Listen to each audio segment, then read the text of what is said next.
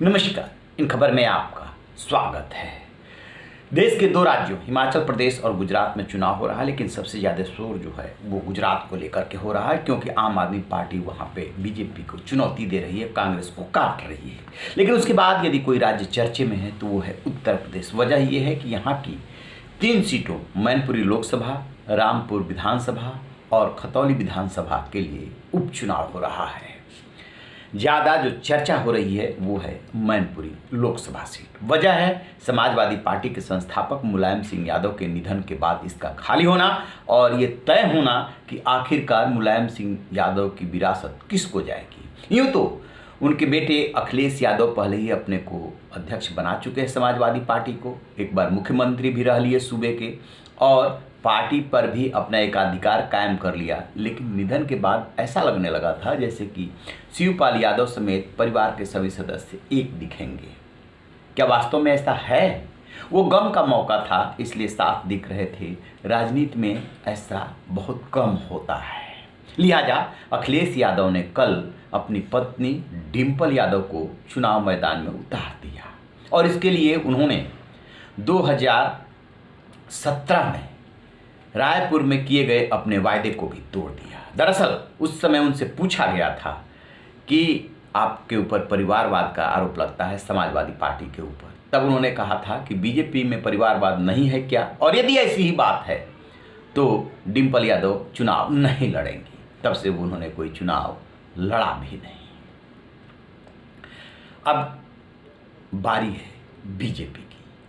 सिर्फ इतना ही नहीं उन्होंने किया, एक और काम किया है कि डिंपल यादव के नाम की घोषणा के साथ साथ उन्होंने पूर्व विधायक आलोक साकी को मैनपुरी का जिलाध्यक्ष बना दिया है। बीजेपी अखिलेश के कदम का इंतजार कर रही थी।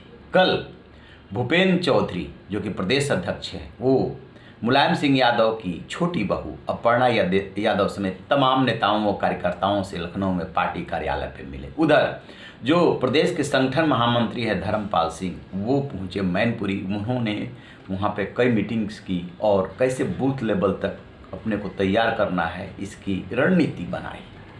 भूपेंद्र चौधरी जो प्रदेश अध्यक्ष हैं, वो अपर्णा यादव समेत तमाम नेताओं से मिलने के बाद दिल्ली के लिए रवाना हो गए। यानी कि दिल्ली में वो जेपी नड्डा और अमित शाह के साथ बैठ करके रणनीति बनाएंगे। 1-2 दिन में बीजेपी भी अपना उम्मीदवार उतार देगी। 2 संभावनाएं बन रही है। एक ये कि मुलायम सिंह यादव की छोटी बहू अपर्णा यादव को चुनाव मैदान में उतार दिया जाए, यानी कि जेठानी और देवरानी में मुकाबला। जो खबरें आ रही हैं सोर्सेज के हवाले से, अपर्णा यादव ऐसा नहीं चाहती हैं, क्योंकि मुलायम सिंह यादव का भी निधन हुआ है और वो परिवार में अपनी वजह से कोई रिफ्ट नहीं चाहती है। लेकिन राजनीति में पारिवारिक वजह किनारे रखनी पड़ती है। देखने वाली बात होगी कि ये होता है या नहीं। दूसरी संभावना जो है वो है कि जो पिछला चुनाव लड़े थे प्रेम सिंह साकी, वो लाइन में हैं। इसके अलावा ममतेज साकी लाइन में हैं। रघुराज प्रताप सिंह टिकट मांग रहे हैं। प्रदीप चौहान जो संयोजक हैं वहाँ के लोकसभा क्षेत्र के, वो हैं, और दूसरे प्रदीप जो हैं वो भी हैं। तो बीजेपी ने जो पिछला चुनाव लड़ा था जिसमें कि मुलायम सिंह यादव के जीत का मार्जिन घटा था, उसमें जो है प्रेम सिंह साकी को मैदान में उतारा था। दरअसल साकी उतारने के पीछे बीजेपी की अपनी रणनीति है। 3.5 लाख से 4.25 लाख के बीच में मैनपुरी में यादव मतदाता है और 3.20 के आसपास साकी मतदाता है। ठीक इसी तरीके से 1.5 लाख के आसपास ठाकुर हैं।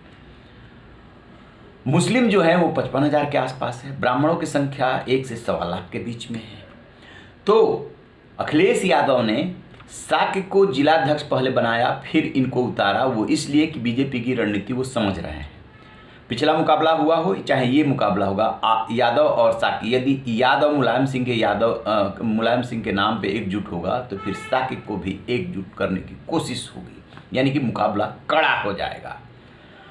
इस साकी को साधने के लिए फिर अखिलेश यादव ने क्या किया कि आलोक साकी को जिलाध्यक्ष पहले बनाया, फिर डिंपल यादव के नाम का ऐलान किया। तो ये बदलाव तो अखिलेश यादव ने किया और पत्नी को इसलिए उतारा ताकि संदेश साफ रहे कि राजनीतिक विरासत अखिलेश यादव के पास ही है, चाहे वो लड़े चाहे उनकी पत्नी लड़े। अखिलेश यादव इसलिए नहीं लड़ सकते थे क्योंकि अभी तो इसी लोकसभा क्षेत्र के करहल विधानसभा सीट से वो जीते हैं और विपक्ष के नेता हैं।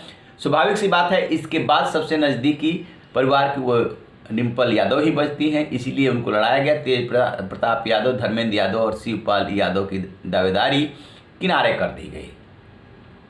तो बीजेपी 1-2 दिन में जब दिल्ली पहुंच रहे हैं, इस पर बातचीत करेंगे, उसके बाद नाम का ऐलान करेगी। लेकिन वार अभी से शुरू कर दिया है। केशव प्रसाद मौर्य ने कल ही कह दिया था कि समाजवादी पार्टी को परिवार से बाहर कोई मिलता ही नहीं है कैंडिडेट।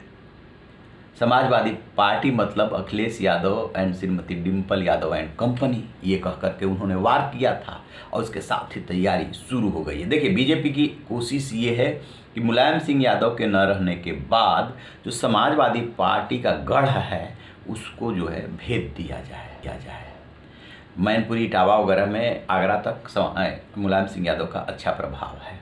तो वैसे तो सांसदों को पहले ही वो जिता चुकी है, लेकिन मैनपुरी सीट ऐसी रही है जहाँ पे कि प्रधानमंत्री नरेंद्र मोदी चुनाव प्रचार करने नहीं आते थे, क्योंकि मुलायम सिंह यादव से कहीं ना कहीं दोस्ती निभाते थे। अब मुलायम सिंह यादव नहीं है तो अखिलेश यादव को घेरने की कोशिश होगी।